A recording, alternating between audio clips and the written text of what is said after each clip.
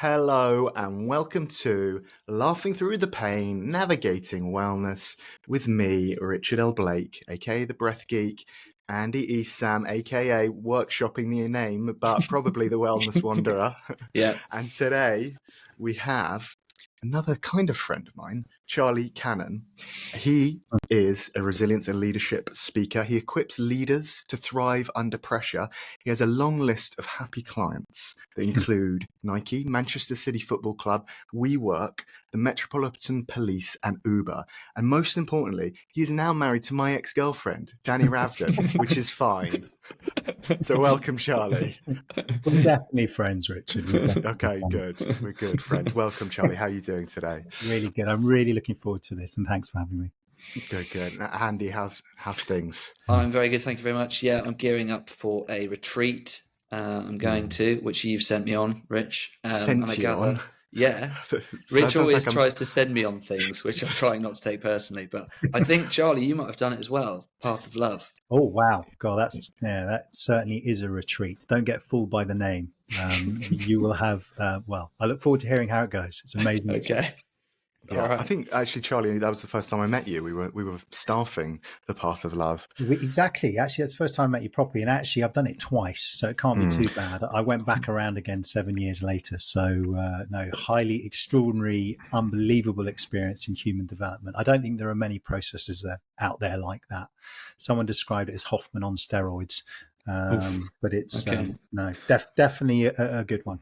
Well, Hoffman was another thing that Rich sent me on, so I'm looking forward to the Hoffman on steroids. Yes, good. Yeah, we'll look forward to hearing more about that, Andy, once you're done, and maybe we'll get some of the leadership on the podcast at some point. But So, Charlie, as I mentioned, you are a resilience and leadership speaker. So, tell us, what is resilience? Yeah, so the way that I define resilience is it really at the heart of it is our capacity to be able to withstand pressure and to positively respond to adversity. Importantly, whilst maintaining our well-being or our mental health, without losing that and sustaining our performance. That's the way I define it. I mean, I talk about the 3 R's of resilience, how I kind of build upon that. And I simply talk about getting ready for adversity because shit's going to happen. If there's one thing true and factual about life, it's difficult. So we might as well be prepared for that, whether it's big or small. Let's get prepared and understand that's the nature of reality. It's the nature of our lives. Next, I talk about our capacity to respond to that shit. What skill sets, what strengths, what mindsets, what attitudes, what energy, what resources do we have to be able to respond to the inevitable difficulties of life in the best way that we can? And then lastly, I talk about our ability to be able to recover from. I'm a big component on respecting recovery. I think it's vitally important right now. If I look at the systemic issues of burnout all over the globe, in the organizations I'm speaking to, a lot of tired and exhausted people. But it's also that's a story deeply close to my heart because at 21 years old, I fell asleep at the wheel of a car and put my sister into a coma. So I know firsthand what happens if we do not respect recovery. On a massively fatal level. And obviously I'm not talking about that level in organizations, but I'm seeing the insidious impact of a lack of respect of recovery and this belief that working harder is the way to go rather than working smarter. And you guys will know that with all the evidence of neuroscience that's out there and neurobiology out there, our brains work very, very effectively in a kind of high intensity interval training way when we drop down and focus and then respect recovery and have a break. And the reason why I talk about that is because I'm passionate about how do we shift systems to start respecting recovery that still sustain performance and take care of well-being. So a bit of a long introduction. I'm sure there's a few threads to pull on there, but it's a little bit about my positions around resilience. I was interested in the different scenarios that you might need resilience, and presumably it's a spectrum between something like the awful trauma that you've just described there and sort of day-to-day setbacks. So I wondered if you could just talk a little bit about that, and is it the same skill set we need to build for both scenarios? So resilience is a dynamic state. It's constantly in flux. It's not like we have it and then we don't have it. And it's also context specific. Like I may be resilient in one context and maybe not very resilient in my relationship. So it shifts and change. But if we look at it on the personal level of resilience, which is different to team or cultural resilience, it's a dynamic balance between the challenges that we're facing and the resources we have to meet the challenges. So you imagine on one end, you've got those challenges at work. If we look through a work lens, maybe you've got challenges with your boss. Maybe you've got challenges with hitting the numbers at work. Maybe you've got some interpersonal dynamics on the team that are challenges. Maybe energetically, you've got some health challenges. Who knows? But on the other end, to enable you to be resilient, you've got to have resources. So if you have enough resources, you'll be resilient. But if you don't, then your resilience is going to be impacted. And then if I build upon your question, are the differences? Yeah, I think so. We can talk about resilience, I think, in three different ways. We can talk about resilience. Natural resilience is what I call what we're born with. So I think most of us as babies come into the world before sort of any major adverse experiences quite free and resilient, naturally, innately as a child. Obviously, incidences and things can happen, and Richard will probably know more about this than I will do, but things can happen in the first 7-8 years of life that will impact somebody's resilience. So if someone has a adverse childhood experience, that's then going to impact their capacity to be resilient later in life. But I think inside of us, we all have an innate capacity to be resilient that can be impacted. Then I see what I call adaptive resilience. Adaptive resilience is, have we learnt from the inevitable shit of life? I could have not learnt from my accident. I'm not an innately, I wouldn't say a naturally resilient person. That got highlighted in sport for me. I'd say I was more mentally sensitive than I was strong. But if I look at what happened post my accident and learning from that experience and making sense of it and healing from it, that has given me adaptive resilience, which any of us can create. All it takes is time to reflect and learn and look back in the past and go, how did I work through those difficulties? What helped me? Who was around me to help me? And I think innately as human beings, we're incredibly resilient and unbelievably adaptable. We're the most adaptable species out there. So I always like to point to the fact you are resilient. How the fact that you're here and we're on this call and you've made it through, you're resilient, So what helped you? Some of those resources may be healthy, some of those resources may be unhealthy, but you're still here. And So, are the resources you talk about, are they available to everyone? It's kind of, it's all around us if we kind of look for it. I think yes, and I think yes. I think as human beings, look, we're wired to connect. Relationships are so important. I think most people introverted, extroverted, can draw on relationships as a resource to get through difficult times, for example. And then there are other things that you will know, that I will know, that are going to help resilience. Things like our capacity to manage our thinking. We have so many thoughts a day, and unfortunately, because of our negativity bias, often when faced with a life disruption, we can end up veering on towards the more unhelpful than the helpful. So if you have a skill set that enables you to manage your thinking, you're going to be able to deal with those triggers you have at work a lot better. Because often we can go to worst case scenario rather than best case scenario. For example, if you are doing an exercise routine, which I know you do, I know from being a personal trainer, and Richard was a personal trainer, that when you get fitter physically, forget the mental stuff, your capacity to cope with the ever increasing demands of life increase. And I see this in organizations. So many of the solutions in organizations are what I call top-down solutions, where actually I think we need bottom-up solutions. Just let's get onto the biology. Let's get people sleeping well, eating well, moving well. And you're actually going to get better productivity and performance rather than let's coming through the mind, personally. So again, I suppose I'm going around a few places, but those are some other examples of resources that are accessible to all of us. And it's working out what works for you, because what works for me might not work for you, and finding out what those are. Yeah. Just going back to what you were saying about resilience and first few years of life and even first few weeks of life, that can affect us for the rest of our life. There's these Yeah. rat studies where baby rat pups that weren't able to get attention from the mother, get milk from the mother, have higher stress responses for the rest of their life. Their cortisol response to stress is elevated for the rest of their life from the first week of their life. And so, abuse in childhood can lead to issues for the rest of their life, for the rest of a person's life. And, in an ideal world, no one has those abuses. But if you're someone who has had this neglect, or just, that doesn't necessarily have to be like blaming the mother, unfortunate incidents where the mother is not able to tend to the child as much as they would like to. You may be someone who then needs to focus on building resilience, focus on working a little bit harder on these things, instead of just being like, this is my lot in life. I am doomed to be not resilient and nothing can change that. Absolutely. And look, I was a victim of physical abuse at boarding school. So I am one of those kids that had a child adverse experience, and I won't necessarily go into the depth of that, but, I am a genuine victim.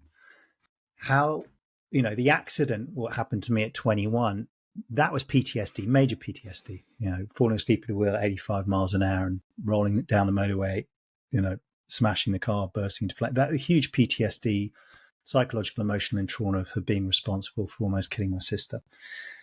Yeah, actually, it took me a long time to get into therapy. I dealt with it by doing a whole lot of drugs and drinking and disassociated from any feeling. And that was the way I coped until it got to a point, there was a breaking point. And eventually I found my way into getting some form of help.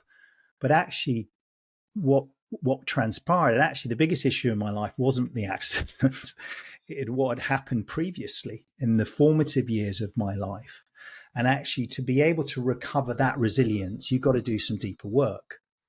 That's where you've got to become a bit of an archaeologist and be curious about what happened, where you can start kind of making sense of that and healing from that to support your resilience. But my area of work is not on that focus. I respect that, and I will point people in the right direction. Where I focus on is what I call restored resilience, because I believe a lot of our capacity to restore our tank of resilience can also help with the stuff that happened back then. So if I can help people have a better nervous system somehow by some skills that are going to support them to deal with challenge and change and uncertainty, that's still going to support them with some of that stuff that happened earlier on. But my pointing would, if you really want to kind of get some more natural resilience, you're going to have to go back and make sense of it. Yeah. That's really interesting. I think I'm interested in the link between mind and body there. So are we saying that you can improve your mental and resilience by improving your physical health? I suppose vice versa. Are they kind of two different things, or are they intrinsically linked? I personally feel, and again, I think Richard will know the science more than I do. I'm not, but intuitively, it makes complete sense to me. I mean, look, time and time again, I got feedback. Bearing in mind, I was training a lot of incredibly successful business executives, at the top of their game. And this was 20 years ago. I was a personal trainer in London, and they'd come to me for, I don't know, classical things, wanting to lose weight, have a bit more energy, classic things. But actually the feedback I got after some period of time with them, I'm smashing it at work. I am suddenly way more productive. I feel like I can cope with not only my work, but I'm actually a better parent, because I'm actually, doing something which is innately important. So can you tell me that's not separate from our mental side? And I back at that side, I wasn't interested in, I was always interested in the mental, but it wasn't my focus.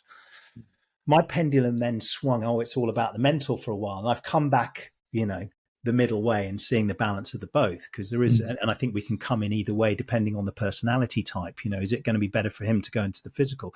Because I think some guys, therapy is not the answer.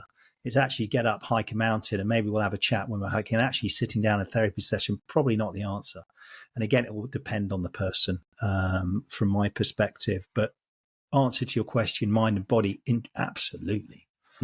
Yeah, absolutely.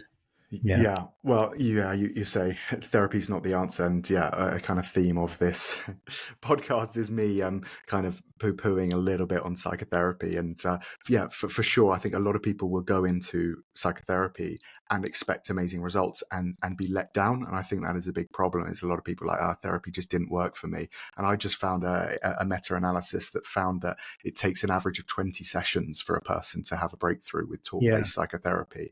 And I think, this goes all the way back to Freud, who was a doctor and all his friends were doctors, and he wanted to place psychotherapy within the realm of the medical field. And psychotherapy is just not as effective as other medicines.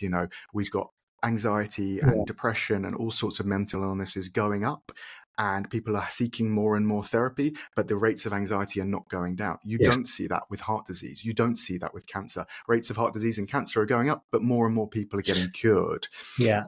And I think we need a focus on those basics as a start. Is things like, can you just get resilient? Can you just do some meditation? Can you do some ice baths? Can you do some exercise? And then maybe if you've got those basics, psychotherapy may be useful as well. I couldn't agree with you more, Richard. I mean, look, I one of my favorite sayings is from a guy called Stephen Kotler, who goes, high performance is about getting our biology to work for us, not against us. Super simple. That's his definition. He's one of the leading researchers in the world into this state of optimal flow, which is how I want to live my life, to be honest with you, which makes sense to me.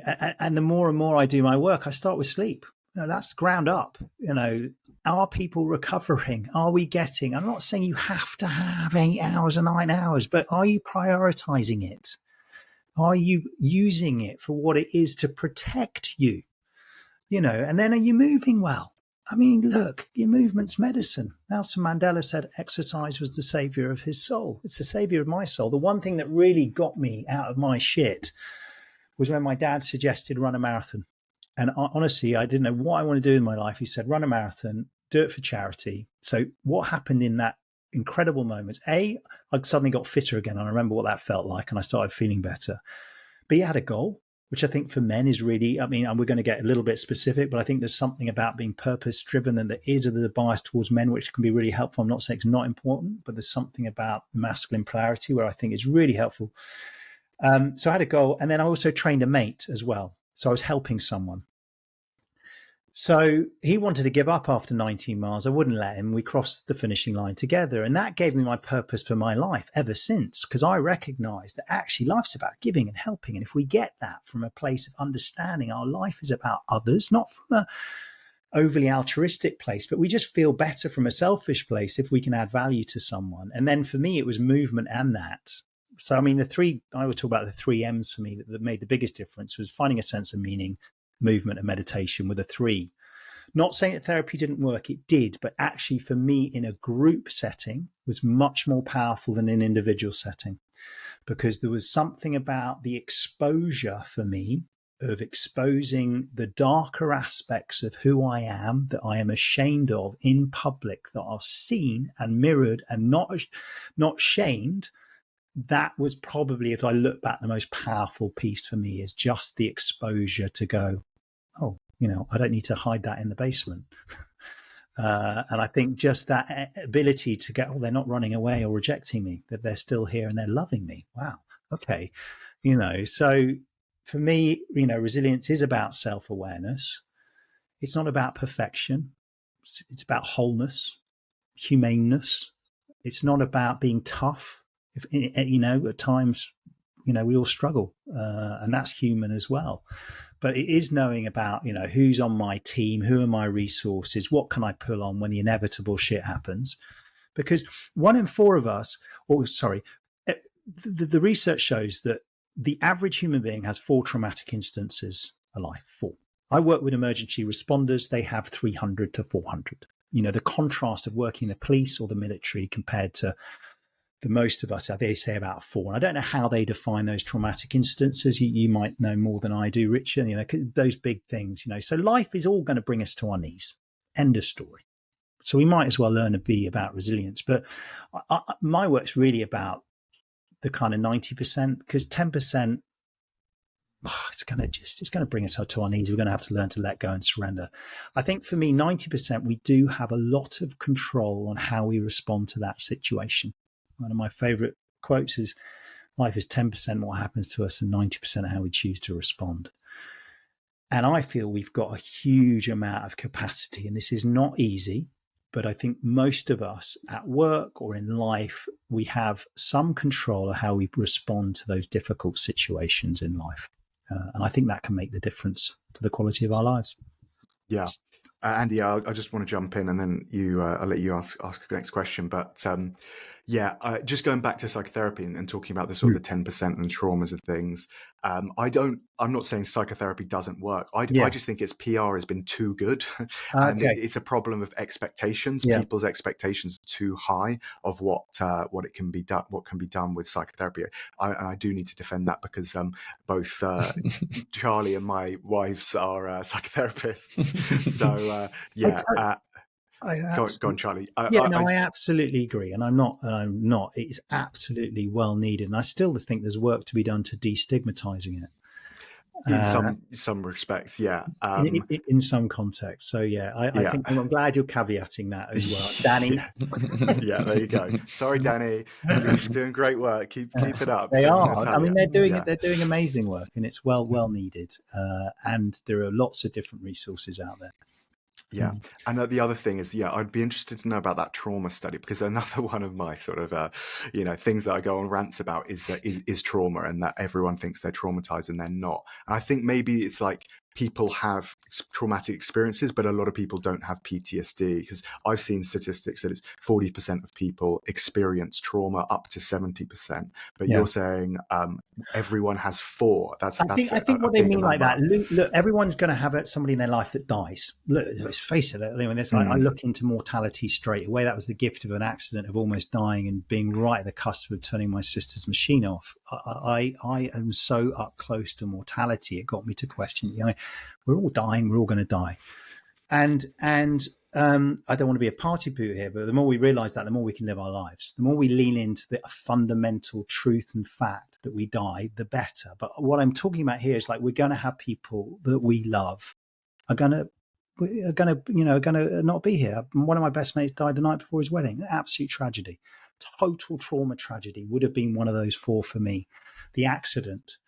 My mum and dad are still here, but that would be, for some, losing someone they love, or a breakup of a marriage, which I've gone through, which was pretty traumatic if I think about that, going through a marriage as well. So I think that's the reference to trauma. So just to clean that up, not whether it was PTSD or not, maybe the severity of the incident that they perceive to be traumatic.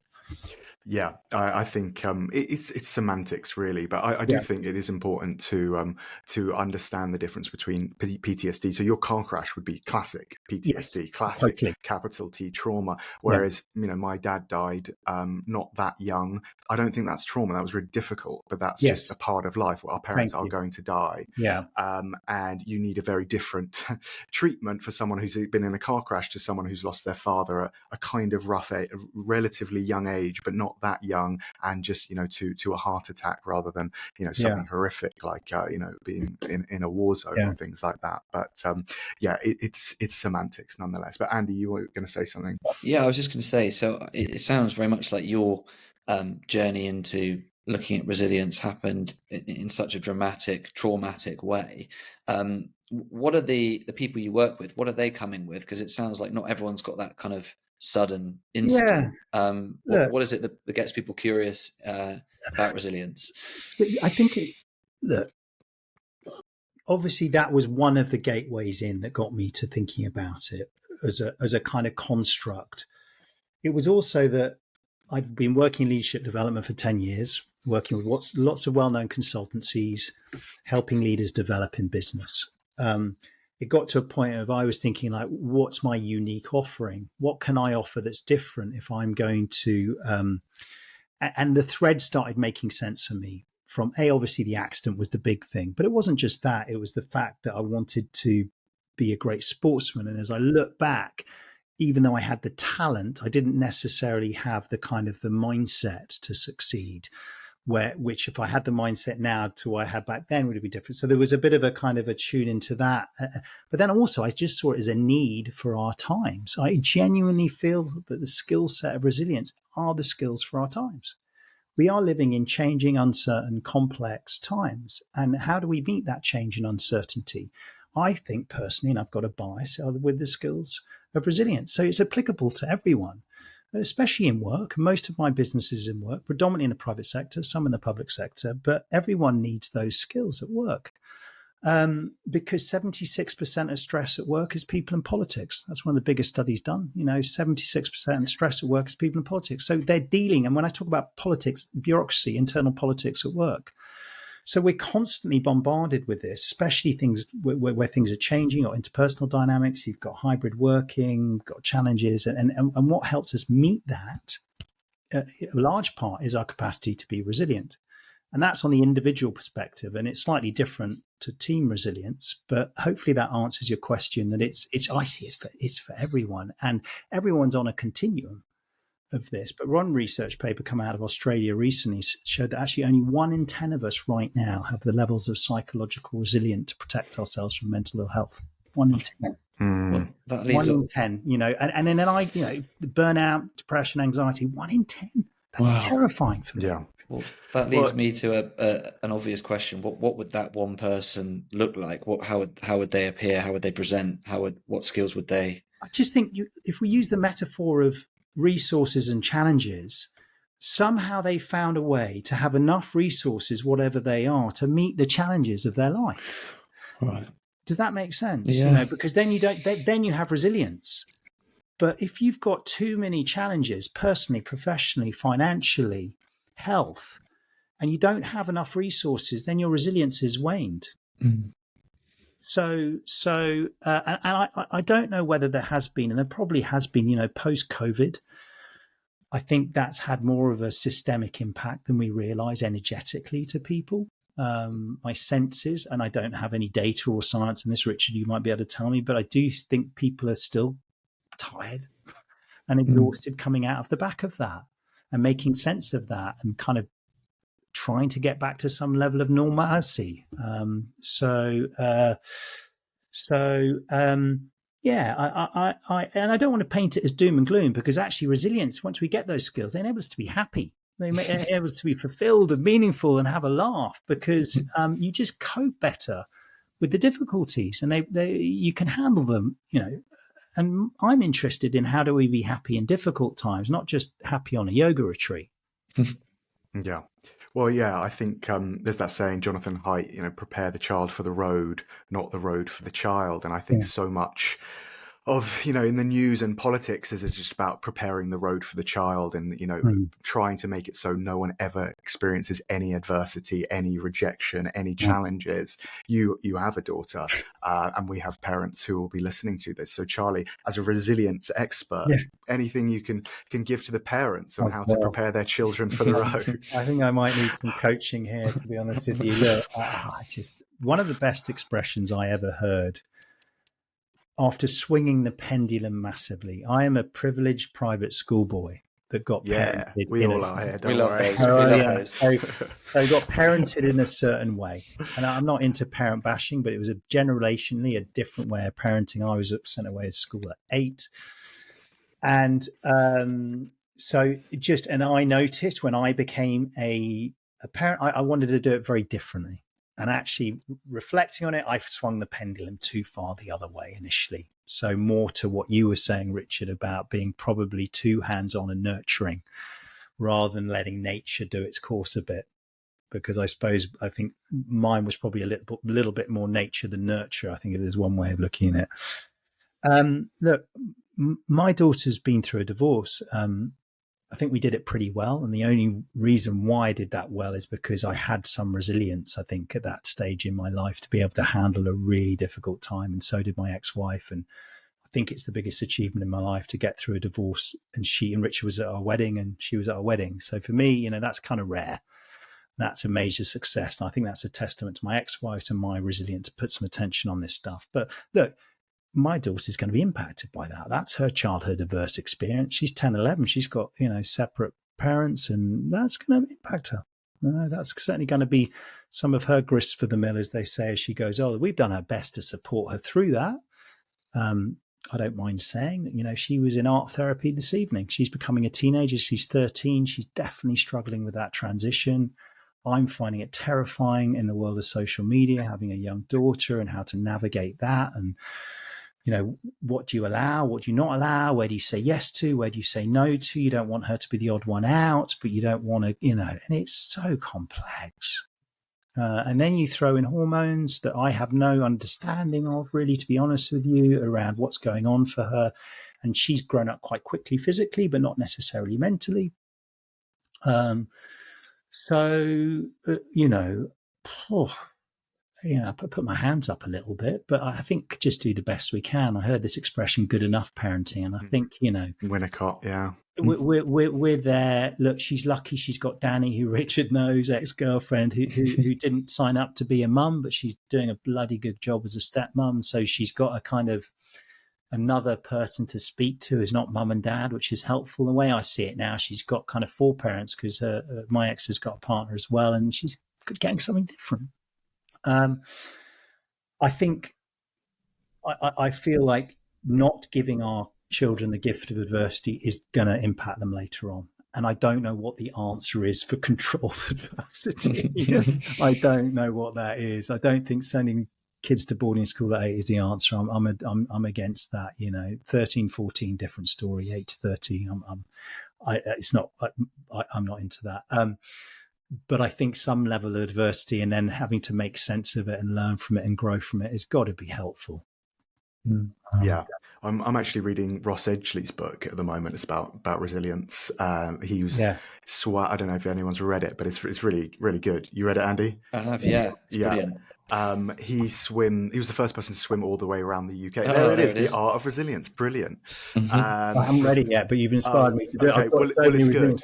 Yeah, is it good? Good. Well, one story he shares there is about when he went with the San Bushmen in Kenya. I think it's Kenya, or East Africa, and they would run like a marathon every day to hunt. They'd stalk their prey, and he's a really great athlete, but he's a very muscular person, and he's about 30 kilos heavier than the heaviest person in this tribe. And after this first day of running this marathon with them, he sat down at the fire and he was just completely broken.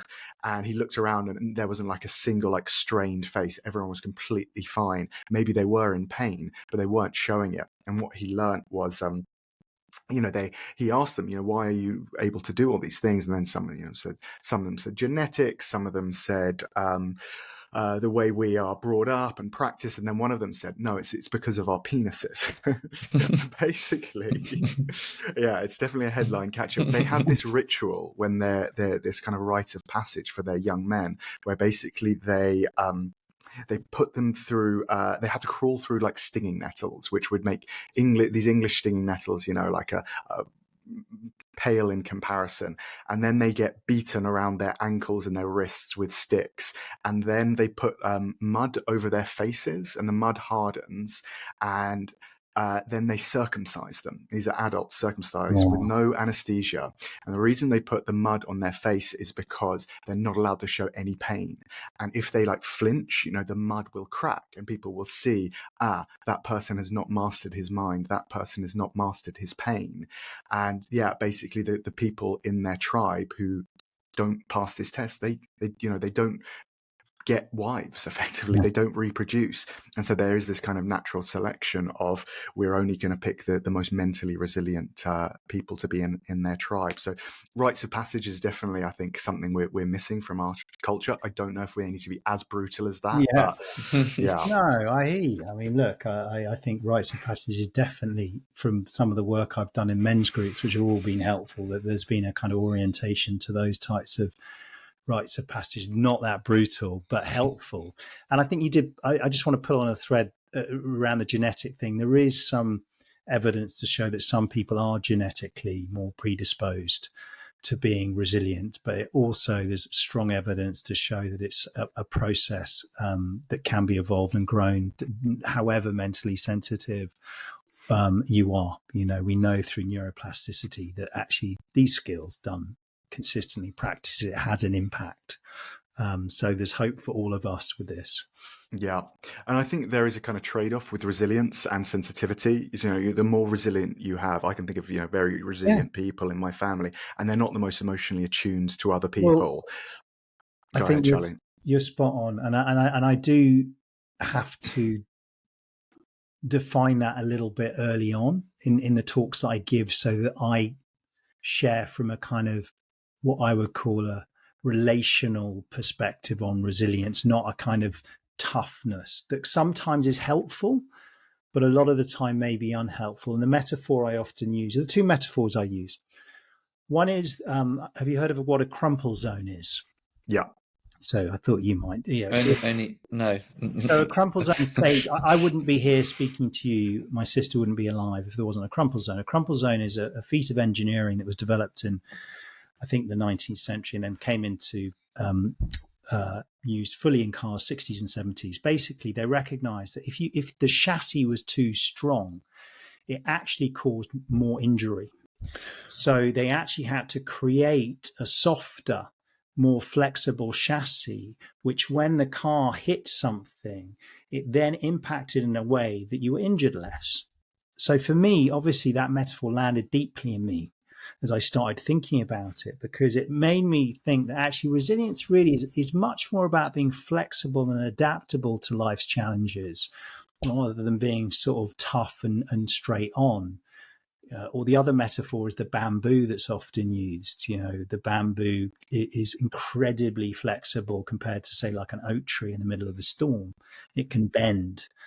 So I think when we get too rigid, and look, I had rigid resilience. I went to boarding school. I was also had undiagnosed dyslexia and ADHD. So I learned to wear a mask around a very young age to say that everything's fine. I played rugby as, I was one of the sporty lads, used to kind of smile and just everything's fine. And I would suppose that was a kind of fake resilience. And it actually served me quite well after the car accident. I kind of just got on with things and drunk and just went, no, I'm all fine. But there was a rigidity to that resilience because eventually it all came crashing down. It was brittle. And at times, I think there's a softness that's needed. And for me, that softness is about asking for help and seeing that not as a sign of weakness, especially for men. And actually, that's an act of courage to go, you know what? I need some help right now. I don't know what that is, but I'm going to put my hands up and go, somebody, who's my mate? Who are my friends? I need some support.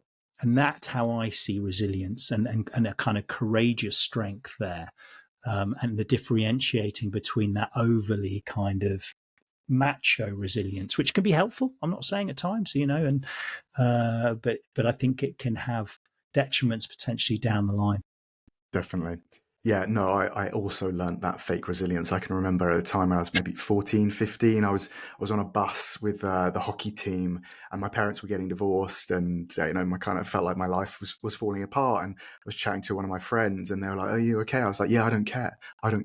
And I just learned, oh my God, if I pretend I don't care, I don't have to feel any of these feelings. Yeah. And the same thing happened like when my dad died, like 10 years later. I was like, yeah, I didn't cry. I think I'm fine. Yeah, no, it's all completely fine. And it was just, I created this shell, which was tough on the outside, but actually really brittle. Yeah. And it led to, all sorts of horrible outcomes, severe depression, eating disorders, suicide attempts and things like that. Because underneath, I was absolutely crying out for something and I didn't know how to get it. Yeah, thanks for sharing that. I totally get you. And then there's that brittleness of the shell, and it can be quite tough and can be quite helpful. Actually, that sort of boarding school stuff is helpful for me in certain contexts where I can just shut down emotionally. It can be quite useful. But I think having the awareness of that now is more helpful than that brittleness that can lead to, as you were saying, some behaviors that are inherently unhelpful. Yeah. And as you say, can get you through. Like Marianne Williamson said, heroin saved my life. It was like the heroin got her through a really difficult, rocky period, a storm on the ocean. And then once things got a little bit smoother, she was able to do that healing. And I think it's kind of the same for me. Yeah. I wanted to talk about a sort of shared area of interest, sport. I mean, you've mentioned a little bit about your sports successes and disappointments. I suppose that the first question that springs to mind is, we all kind of can think of sportsmen and women who've got resilience. Is that innate? Is that teachable? I think it's definitely teachable. Look, let's look at tennis, because that's the sport that I'm in at the moment. Djokovic, would you say he had innate mental toughness? Absolutely. And has he developed that capacity to be more mentally tough? Absolutely. Mm. The level of precision to his practices, which we could call resources, is unbelievable. Unbelievable. What he puts in physically from a mobility, flexibility, strength, power. I mean, everything you can put, but mentally meditates every single day. You watch him, he does the physiological sigh, which you two will know. You watch him in between points. You'll see his rituals and his routines. Absolute precision if you watch out for them. And he's got better at handling those extraordinary high-pressure context moments. And he's not perfect, he admits it, but my God, he has the unbelievable fortitude, which, yes, some of that was innate, but has he developed more of it? Without a shadow of doubt. 36 to be competing at the level he is, for 5 hours at times, which is a combat sport, tennis in many ways. And so there's just one example I think of absolutely can be developed for sure. And Ross Edgley, of course, Rich, in your book. Yes, indeed. I'm interested in all those kind of ultra marathon type runners, because it seems like they are searching for something. I know you said that you ran a marathon as a sort of mechanism to unlock something. Yes. I wonder if there are a few people in that category doing these. There's a chap running the length of Africa at the moment, isn't there? I've seen World's Hardest Man or something like that. He's literally trying to run the length of Africa. I heard about that this morning, and you know why I heard about that? Because Danny was listening to Spencer and Vogue's podcast, and Spencer was talking about it on the podcast. Don't advertise other podcasts. She loves it. She loves that podcast. And he was talking about it. No, I think you're with the battle within, aren't you? It's like there are two battles on when you're playing sport, especially in individual sports. So I played team sports like Richard growing up, and you can hide psychologically in team sports, unless you are taking a penalty in football or you're Johnny Wilkinson and having to convert in high pressure context. You can hide in rugby, which was where I played to quite high level, and even, cricket in some sense slightly different because you're bowling and batting and you've got individual dynamics. But on a tennis court, there's no hiding. There's just no hiding.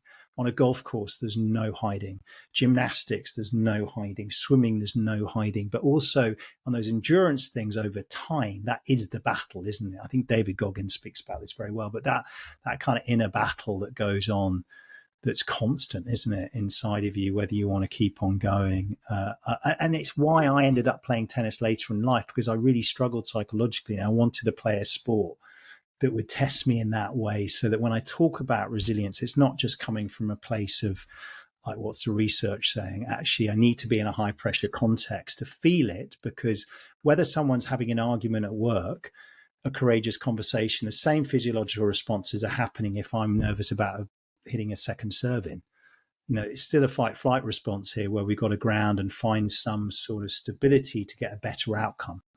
So that person at work who's got to have a difficult conversation has still got to find some resources to be able to get grounded, get present, to be able to listen to the other person, to then have a good outcome in that conversation. The same if I've got to hit a second serve, I've got to somehow work with the anxiety and follow the process. So I think they're really kind of interconnected. Yeah, well, I think tennis is probably the most brutal sport on the mind. That's why I was never particularly good at it. Much better at sports where I didn't really have to think, like football or something like that. But and CrossFit for me, it really is like a self-examination. Like, I really would encourage people to take up a sport so that you can sort of be mirrored about all your defenses. Like the one I used to do was like, if I'm not going to win this CrossFit WOD, I'll just like not try, and then I'll lose, but in the back of my mind I'll go, well, I probably could have beaten them if I really did try. And you begin to see your own BS over time, and it does really help you grow and become resilient. And I think it's so useful. Yeah, I mean, look, I used it as a total kind of form of inquiry. sport was one of the places where I got seen, I got recognized, I got the mirroring. Well done, Charlie, you're good at this, and I got that positive affirmation, because I certainly didn't get it in the classroom, and I suppose that's where I received my love. That's where, we all need love, and that's where I got my love. So, but I struggled really badly if I lost. I struggled with criticism. I struggled with feedback, because that would mean lack of love. I didn't have a growth mindset where you see those failings as an opportunity to get stronger, better, more resilient. So coming back as an adult, going into sport, knowing this stuff, going, actually losing is just an opportunity to learn. How cool is that? So now when I go play tennis, where you can lose more points and still win a match. So you're constantly having to deal with failure, which is a part of life. So sport is a great metaphor, I think, for life, because it's a complex environment. It's uncertain. There are goals that we were trying to achieve, and we've got to somehow manage our attitude whilst we're doing it. Yeah, absolutely. And going back to that idea of responsibility, Yeah. I feel like that is just the first step in growth. Like there was the other day where, this is in CrossFit again, in CrossFit there's a leaderboard. You can see every day what the best person's got, and I was on the top of the leaderboard for this one day because it was a running workout, and I'm okay. I'm decent at running for a CrossFitter. I'm not so good at other things, but I came top, and then someone came second, and they're like, I could have gotten more, but my mind beat me, and that just really annoyed me. It's like, no, you couldn't have gotten more because your mind beat you. I beat you. Let me have my victory, please, just once. But it is like this self-deception that I feel blocks growth for so many people, and responsibility was something that you talked about in relation to your car crash and things like that. Can you say more about that? Look, it took me a long time to take responsibility for that accident. That was my mistake. To be able to look you in the eyes and say that was my mistake took a while, guys. Even though it was, and we could go, oh no, you're 21, you're young. But look, my sister was at an after A-level party. Was I in the right state to drive? No. Gratefully not over the limit, but driving after little sleep at 7 a.m. is not the best thing to be doing. So, it took me a long time to go, shit, that, really actually was off the back of doing some work at an Osho weekend at some point that I got the message around the responsibility piece. And look, it took me years to even look at my sister's foot. Her foot was so smashed up, it was going to have to be amputated. And gratefully it wasn't. There was an off-duty fireman at the time who saved our lives, who was on a motorbike on the other side of the motorway, and one of the wheels of our car almost took him off the bike. He drove over, got to the central reservation, stopped some juggernauts going into our car, which had burst into flames, got over, managed to get a fire extinguisher, turn off the, get the fire out. And then he made that very quick decision to get my sister out of the car. And you got to save a life over a limb. So he knew the leg was smashed into the car because it rolled over that. And so he just yanked her out. And they thought they were going to have to amputate the leg. Her foot's really badly injured. And I feel terrible. That was my mistake. It took me years to look at that. Years. She never blamed me. None of my family ever blamed me. I think that'd have been a whole different story if they had. I mean, I did that. But yeah, that was my mistake. And just take a look, we make mistakes. Obviously, I had a brutal one in life. But it's something about how I think that is the first step, Richard. It's leaning into reality. What's going on for me right now? What do I need to be responsible for? Let's look at it honestly, hardly, at the truth of what's going on. And if we can accept it from that place, then I think we've got an opportunity to move forward. So responsibility is a big word. Take responsibility for our lives. And then responsibility is the capacity to respond to the inevitable shit that's going to happen. Because as we do and get better at that, life's more fun. And I know we want to keep this podcast light and we don't want resilience to be too heavy. But honestly, life just gets better and better and better because we're not concerned about losing. We're not concerned of getting outside of our comfort zone. We're not concerned to looking like a prick or an idiot or worrying about what other people think, which is half the reason why people don't do the stuff they don't, because you've got the resilience to go, if I look like a dick, I'm going to be okay. I'll be all right. And so life gets better. So, I think Alan Boitin, the philosopher, said that half of life is resilience. It's I don't know. The other half you might talk about happiness and joy and other things, but I think it doesn't have to be all heavy and negative, but I think it is really helpful. Well, thank you for sharing that, Charlie. It can't be easy to share that in public, and I can obviously you've done so much work to be able to get to this point. But I loved what you said there about reality. I feel like so many people are just avoiding reality, and it's not helping. It doesn't help to sort of gaslight people into believing things to save their feelings. It's this idea of toxic compassion that Chris Williamson talks about. It's like, not obviously, Charlie, it wasn't completely your fault, the car crash, like you said, but there is a small amount of responsibility in that. If we say, oh, it wasn't your fault at all, that's going to be lying to you, and that's going to stunt your growth, and that's the process you have to go through. It stunts your growth, and it stunts your capacity for power, and to be able to look at my sister's foot and go, that was me. And gratefully we have a lovely relationship. I mean, and she's never blamed me at all. But as I said, it took me a while to really. I thought I had, but it took me a while to go. No, look, I'm hands up. And I think from that place we can honestly heal and move forward in our lives. Because we've all done stuff that we need to take responsibility for. Look, going through a divorce is a great example where I would have denied quite a bit of stuff, but I'd much more interested in the stuff where actually that was my fault. I don't want to get into a kind of finger pointing situation here and blame. We could, who's right, who's wrong. Actually, if we're thinking about relationships, where can I square up and own it and go, you know what? I didn't show up there. I didn't take responsibility there. I can see that. And it obviously takes two. But I think we get to better outcomes when we do that in life. Yeah, just to echo Rich, Charlie, thank you so much for sharing that. It's really powerful stuff. And I had pretty devastating loss in September 2022, and thankfully Rich was beside me physically and metaphorically throughout the whole thing. But the best book I read was called actually Resilient Grieving. And it's called How to Find Your Way Through a Devastating Loss. And it was by a very, very talented psychologist called Lucy Hone. And she lost her daughter in a car accident.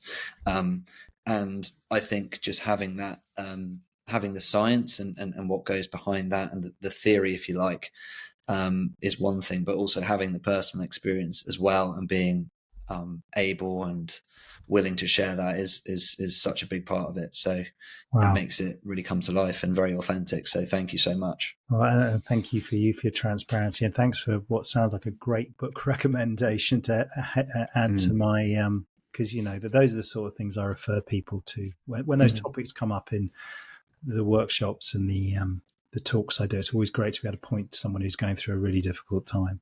I'm glad, and I'm also really glad to hear you had Rick there as well. Yeah. I think that's a great example of relational resilience and how important that is, and who those people are in our lives. I don't think we need many, but we need to know who those people are that we can call upon, don't we? In those times, whether we're the most introverted person in the world, we still need that connection with others when something really difficult happens.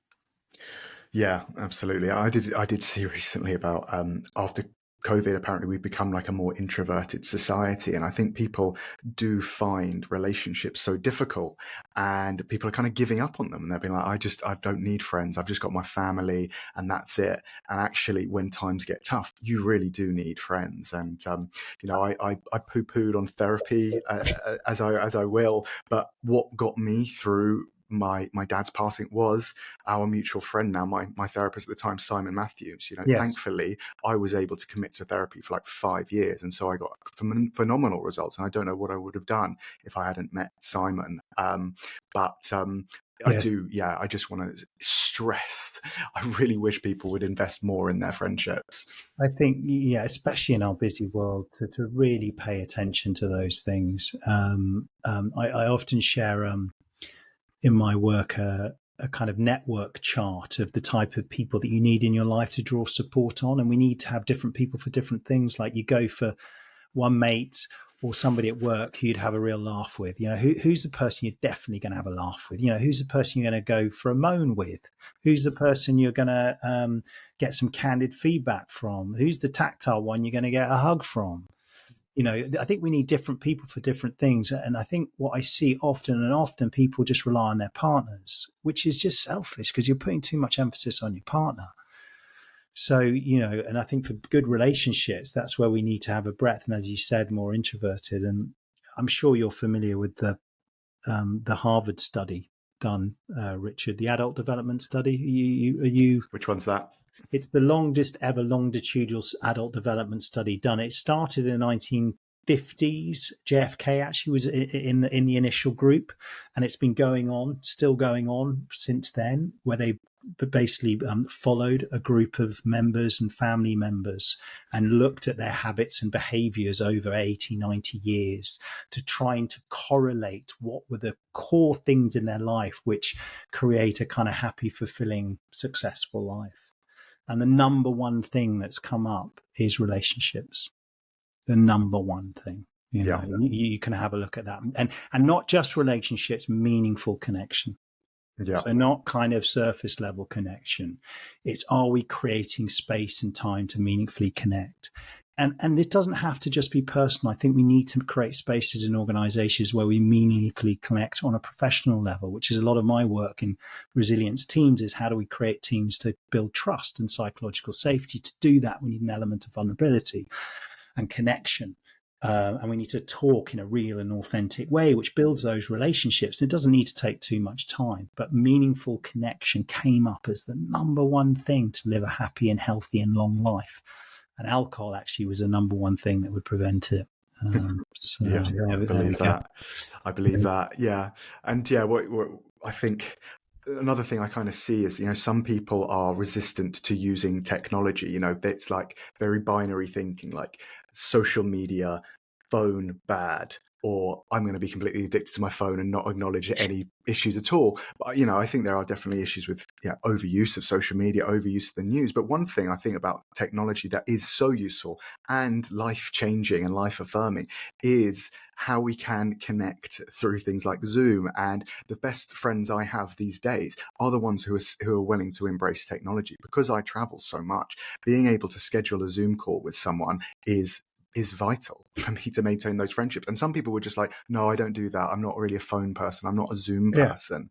And talking about, voice notes. I think voice notes are so good. Danny and Natalia, our wives, are always sending each other voice notes complaining about me and Charlie. And so absolutely, I think technology can really be harnessed for friendships. I think I sent you a 19-minute one, didn't I, before you broke the record, yeah.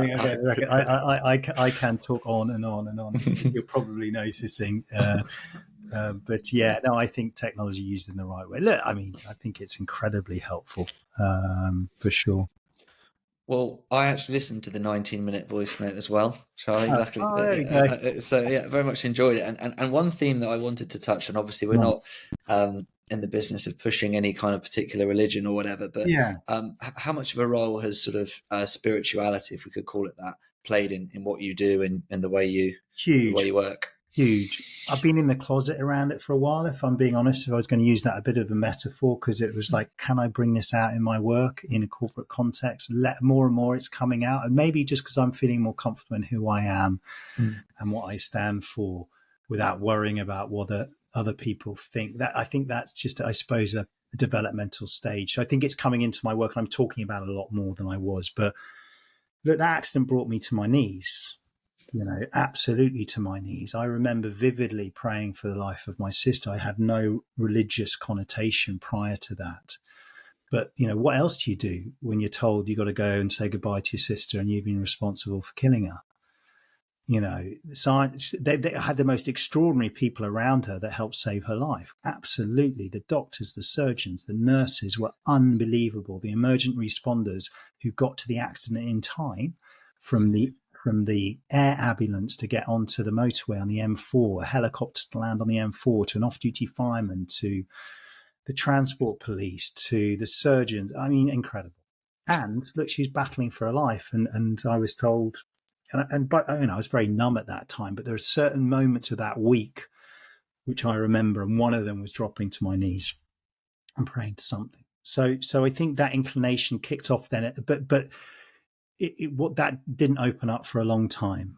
I think it had opened up in the 90s. I'll be honest with you, I was a bit of a wild 90s kid and spent a lot of time at warehouse raves and trance parties, and I was doing stuff that opened me up, and I think that gave me some sort of sense that there was something else to reality. I didn't necessarily compute it at the time, but I had a very vivid memory of being in a rave, coming from a really privileged private school. We'd broken out of school, we'd driven up to London, gone to this warehouse party. It was 7 a.m, the lights come on, and I've been speaking to a guy for about an hour and a half. He'd become my soul brother. We were like, inseparable. Lights come on. He had tattoos everywhere. I'm this really posh Charles, but we were inseparable. We were like brothers. And for me, I got a real example of how social classes just disappear in certain contexts. Yeah, I've been brought up in one, and I think it pointed towards love and connection in those environments that I didn't know at the time, but I look back, that has been a thread for me in my life. And then I think making sense of the accident, eventually when I did get into therapy, there were certain things that kind of got me curious. One was having acupuncture. Because my hand was so badly injured, I couldn't actually wake up. I couldn't go, I'd wake up in the night, my hand was in so much pain, I had to put it in hot water, and then I had some acupuncture and it worked. And I was like, what is this energy stuff? I had no background in it. And it really worked. And that led me into Taoism and Chinese medicine. And I studied Qigong for 7 years with various well-known Qigong and Tai Chi teachers, which is a kind of mind and body exercise, but really understanding energy and the kind of psychosomatic component. And then that led off to a whole kind of journey, to be honest with you, which I still am on some way. I think the greatest adventure in life is the inner adventure. And I've gone through different types of schools and backgrounds and traditions. But it's been a huge part, and it's probably my greatest resource. If we think about resources, that one, my greatest resource is probably that relationship that I have, that I know I can draw and I don't need anyone else for. I know Richard was asking, I ended up at a school called the Ridwan School for 8 years, which is how best to describe it? It's a kind of combination of depth psychology and psychodynamic theory and object relations theory. So you get to understand your history, but then you combine it with understanding of how Eastern thought of consciousness. So it had the depth of the psychology perspective, but also the map of what Buddhism, yoga, Taoism, Sufism, and integrate. And it was what's known as a gradual path rather than an instant path, where it was a slow process of working through your shit to gradually get to a point where actually, from their perspective, you're ready for non-duality, which is my fundamental experience. And I know we're nowhere near understanding consciousness yet, but from my experiential understanding of a lot of meditation, I fundamentally experience, non-duality. So that's my sense.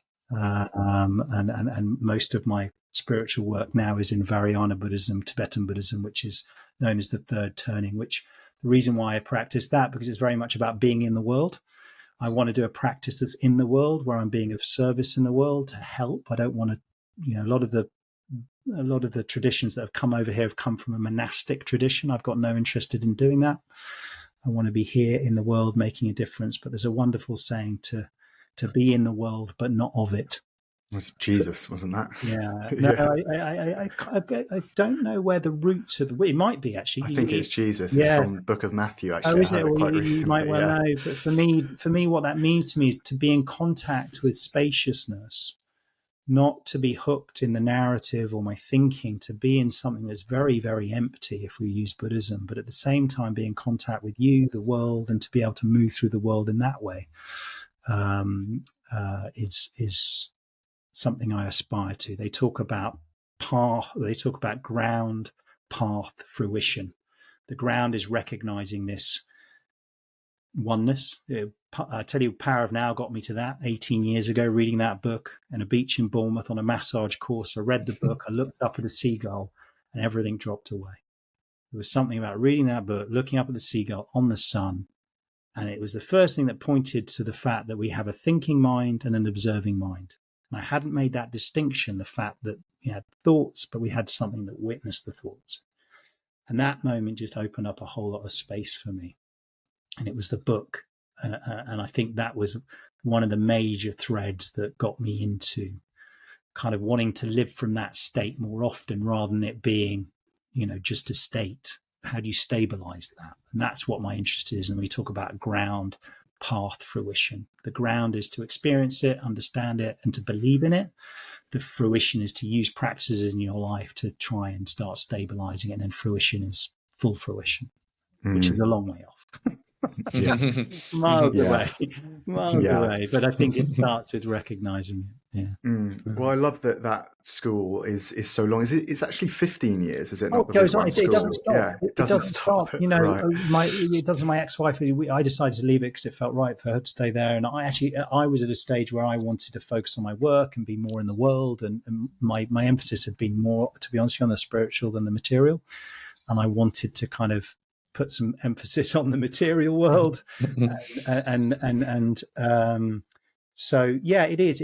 I think you end up judging by the age of the people that go. Yeah, you know it's a mature path, because I was definitely one of the younger ones for sure, by far in the youngest minority, and most of the people in the room will be quite a lot older. They'd have tried a lot of other things, and they've ended up there, and it's I think it's a wonderful, wonderful school. It's extraordinary teaching. And I think it's great to have that blend of both East and West. And that's what drew me to Osho as well, was that, he was one of the first mystics that was bringing in all the great stuff around psychology, psychotherapy, humanistic group work, and then blending it with meditation. Because I think he got the Western personality and ego better than some teachers, and that's how I ended up at Ridwan, because Rafia, who knows Richard, gave me the book of Essence and said, you might like this, and I followed his lead. There we go. Yeah, well, I mean, in the context of what we spoke about on our second episode and breathwork training schools, me and James Dowler, who was on that episode, we are very concerned about the state of wellness industry trainings and how you can get certified to be a breath worker and a life coach in a weekend. I feel like they, people should go like, oh, maybe 15 years is maybe too much to become certified as a life coach, but actually we should certainly lengthen these things out. And I think, like you said, young people, we want things so quickly. We want overnight wisdom, overnight enlightenment. And as Jung said, beware of unearned wisdom. I think that's why psychedelics are getting abused by some people, because they just want a shortcut, really. And there are no shortcuts to enlightenment, and those shortcuts lead to poorer outcomes, mental instability, paranoia, addiction, and all sorts of malpractice. I was guilty of that, and I'll put my hand up, when I had those first big experiences, and I was, headed off to Peru, the jungle, 14 years ago to do all of that stuff. And it was really dangerous for me, actually, looking back on it, because I had these rather peak experiences, and I thought I was there already, and so there was it was very disconcerting. I mean, as I look back, it was a really difficult time. And I've only, latterly started to respect patience and going slowly, and there's no race. But I think you're spot on with that. I think it's slightly worrying, especially I think where people can have these rather peak transcendent experiences, and then how do they make sense of that? And then it can lead to grandiosity. It certainly did for me for a while. Yeah, absolutely. Yeah, I think I got a slap on the wrist that episode from James Dowler by asking for a shortcut into some of the benefits of breath work. I'm assuming Yeah. resilience is the same in that you have to Well, slowly build it rather no, than I don't. Look, I think it's nothing wrong. I don't. I think. Yeah, I think it's, if I was to say what my philosophy of change is, I would say the compounding effect. I think it's a compassionate way of thinking about it. Small, smart choices done consistently over time make a big difference. So, do you want to go change everything overnight? I don't think that's necessarily the healthiest approach. If I was going to be working with people, I think a more compassionate approach is, find a couple of things where would be really helpful. Many, it could be managing the quality of their thinking, and commit to a practice in a small way that's going to help. My Tibetan teacher, he always makes me laugh. He goes, it's not about long sits. It's about doing a lot of quickies. And he always says that with a bit of a smile. He goes, lots of quickies, lot of fluff. But, just like those moments during the day where a minute or two of mindfulness, where we just check in with ourselves and notice, what am I thinking? How am I feeling? What's my energy like? And we just get a bit of distance from it. We do that consistently over time. We might not feel anything 3 months down the line, 9 months down the line, a year down the line. It makes a big difference. Yeah, I feel like people with that quick fix, they just want to be just like one and done. It's like, can I just do one meditation so I can get back to just doing Netflix or just enjoying my life? But it's same with like fitness. It's like, you can go to the gym for 6 months, get in great shape, but if you stop going to the gym, you're going to lose all your health. And it needs to be a lifelong practice of self-improvement. You don't have to be obsessed with it like I am, but you need to have the attitude of like, I am going to continually climb this hill at a slow pace, but there's never going to come a time where I'm not going to have to look after my physical, mental, emotional, spiritual health. Agreed. Totally agreed. And hold it lightly and have some fun along the way. And look, you're going to fuck up. We're all going to fuck up. But I think what happens, you close the gap between fucking up and getting back on it again. You go, okay, yeah. Another philosophy, like 80% of the time, look after yourself. 20% of the time, do what you want. Enjoy yourself. Life's for enjoying. And sometimes it might be 70-30. Sometimes it might be 60-40. You might need to swing the pendulum back to 90-10. But I'm agreeing to that. It's not you just do one and done. I think it's better to go, this is about consistency over time. So if you want to start an exercise, find something you enjoy. Do it with friends. And if you can do it in nature, even better. And can you do it consistently, then you're winning. Rather than the kind of the short-term fix, which I think then can also lead to massive self-criticism when we don't live up to our expectations. And many people have such a strong inner critic that it then prevents them from starting again because of the shame of failing. Yeah, that's definitely true with meditation. People are always like, oh, I can't meditate. I tried it once and I wasn't, completely clear of thoughts for the whole 10 minutes. That drives me insane, Richard. It drives me insane. The mind's not designed to be peaceful. Yes, our fundamental nature, from my experience, is peace. We are just spaciousness. But the thinking mind is designed for survival. It's designed to make sure that we stay alive. So our brain is constantly looking for the shit that could go wrong.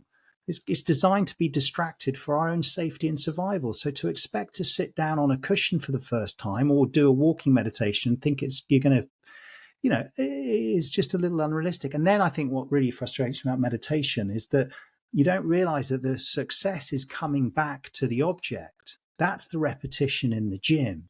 It's not being peaceful. It's recognizing I've distracted again. What was I doing? Oh, I was noticing I was just focusing on my bum or, the pressure on my seat. Okay, I'm back again. And you bring it. Success is bringing it back. And actually, the more times that we do that, that does build our capacity to be concentrated.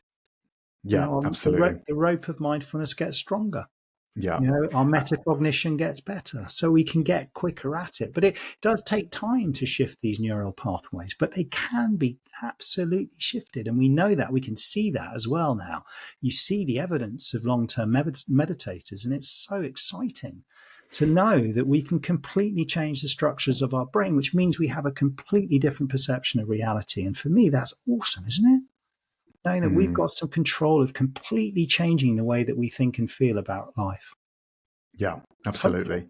And even that criticism that comes in, like, oh, I don't have a completely clear mind. Noticing that thought, noticing I'm criticizing myself, and then just coming back to the breath. That's a rep. That's it. That's meditation. That's right. And those the thoughts are like the wind; they're never going to go away. So it's not about getting rid of our thoughts; it's just changing our relationship with them. I don't actually. This inner critic doesn't do anything to me anymore. The inner pessimistic does not get me anymore. My inner warrior doesn't get, I see it for what it is, and then it goes. That's all it is. It's just like we don't get hooked into then the loop of doom. And then the loop of doom generates more feelings, more thoughts. And before we know it, we're absolutely hooked, and it's harder for us to disconnect. I mean, there's some evidence saying, and I don't know what it is, how close it is, but Dr. Jill Bolte Taylor, which is one of the best TED Talks out there with the neuroscience that lost part of her brain. It's a brilliant, and I highly recommend people to watch it. But she's pretty well researched with emotions. She says that once an emotion is triggered, and emotion is just energy emotion, it's physiology kicking in. Labeling an emotion is actually conceptualizing, because what is sad anger? It's just feeling of physiology coming. But the key is, if we can recognize the moment that we've been emotionally reactive, triggered, or whatever word we want to use, stressed, and then not get hooked into the narrative about what happens, if we can just sit back and observe for 90 seconds, that just passes through. And I'm not saying this is easy at all. And obviously there are going to be different levels of triggers, and Richard would know more about this with PTSD at all, but I'm talking for the majority of stresses that we have in life. If we don't then overhook it with a narrative on top of it, those things can actually move through us very, very quickly. And we're going to have more energy, less upset, and we're going to be in a better place to serve people too. Very positive message to conclude us. I think that's a great place to stop. I suppose we just one more, Charlie. Where do we find you?